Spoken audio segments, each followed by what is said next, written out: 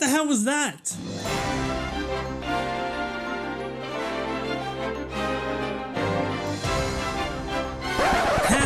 How can you go from the absolute peak of Sonic Generations in 2011, where you got absolutely everything right to do with Sonic, you go away for 2 years, and you come back in 2013 with this? Let me level with you. I really wasn't expecting much out of this game, and I try not to be overly negative on the channel. I try to look for positives where I can, but Jesus Christ, this game just broke me. Let's start with the story. Sonic, Tails, and Eggman are fighting once again, and through this fight, you discover a place called the Lost Hex. It's this hidden planet or landmass thing, and you find it's been taken over by Eggman. He also has 6 creatures known as Zeti held captive. These 6 Zeti make up what you'll later call the Deadly Six. Eggman has his conch thing that controls or enslaves them, but through Sonic's impulsive and reckless actions, he kicks the conch away and thus results in the Deadly Six being free. Sonic, Tails, and Eggman must now team up because these 6 are harnessing the power of some big ass weapon that is siphoning the energy from Earth, and it will make them invincible. Now that's all well and good, and from my experience with Sonic games now, I've come to expect that not all have decent stories, so I thought this was just another Sonic game with a lighter story. I booted up this puppy and what the fuck? Why does the game look so weird? Why is Sonic so slow? Where's the source? Why is this game such a downgrade? The gameplay absolutely killed any and all redeeming factors for me. I can look past an average story, but if the gameplay sucks, that to me is irredeemable. You see, Sonic just doesn't feel like Sonic. Pushing upwards sees him in a fast walk or a jog, and then you have to press the right trigger button down for a sprint, and the sprint is a pathetic excuse for what I would have referred to as a sprint. You guys feeling that speed yet? To make matters worse, any slight turn to the left or right for some reason sees Sonic momentum drop further. This isn't even when I take a hard turn or anything, just a slight veer off to either side will make his speed drop drastically. Also, this drop results in you not being able to build any momentum, so good luck trying to clear some jumps. You do get a double jump in the game, but without that quick momentum build, it's useless. Now that's all annoying enough, but guess what you need to do constantly when so much of this world is set on rotating, cylindrical, concave, or convex layouts? That's right, you need to make many small direction changes that, as we said, result in Sonic losing momentum constantly. Moving more into those level designs, although they're bright and colourful, they are a far cry from past Sonic games. They visually look cool, but fail in their attempt to capture the same gravitas or notoriety of past entries. In a really odd choice, so many of the levels I played had segments that would further stunt the movement of Sonic.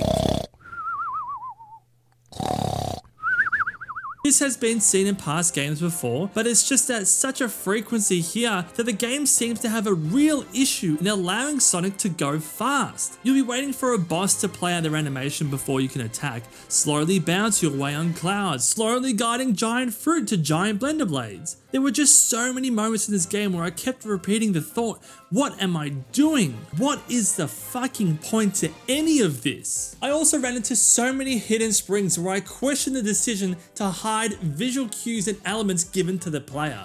Why would you hide these springs in the ground when historically springs are always visible? It's not like they need to be seen or anything for the player to make some decisions about what path they want to take or anything. Certainly would feel shit for a player to walk over one without knowing it's there, only to be launched to the fucking moon. The structure of the game itself is pretty easy to follow. Each level will have a couple of modes. You'll walk over to them via a map, choose the level, choose the mode, and away you go. After a few levels in each area, you'll confront the next member of the Deadly Six. So let's get into these guys, because a hero is only as good as its greatest villain.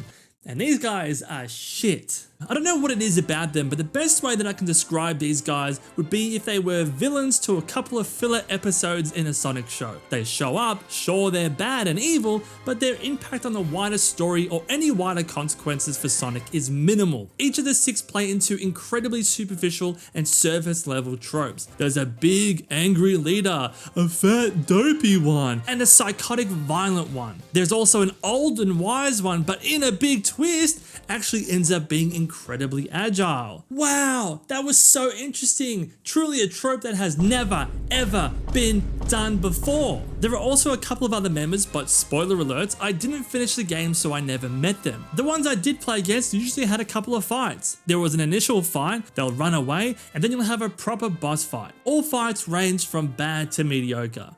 One fight saw you fight this psychotic one, but he moves so fast that he's actually faster than Sonic, which only highlighted just how slow Sonic is in this game. The big fat one had this stage that sees you waiting for him to slowly tilt the landscape until the game allows you to lock on using the homing attack, and then the old guy needs to be guided into blender blades to make a fountain of piss. After fighting the old guy, putting him into a blender, I thought I'd give the game one last chance.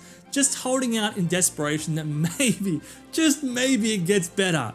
It didn't. I get to this grinding sequence, and across all Sonic games leading up to this, it's so easy to change the rail, either a flick of a stick or pressing a bumper to change to an adjacent rail. This game has none of that. The only thing that worked for me was jumping and slowly guiding Sonic to a rail that I wanted him to land on. This game also brings back the wisps from colors, but for some reason I couldn't get them to work on my controller. I look at Steam and it says the game is mostly supported on controller, but there may be requirements to use a keyboard. So I played the rest of the game on controller and occasionally pressed C on my keyboard anytime I wanted to use these wisp abilities. Now that might not be a fault of the game, clearly it might be an issue with the controller support, but given everything else that I experienced, this was the straw that broke the camel's back. So my experience with the game was nothing short of problem after problem.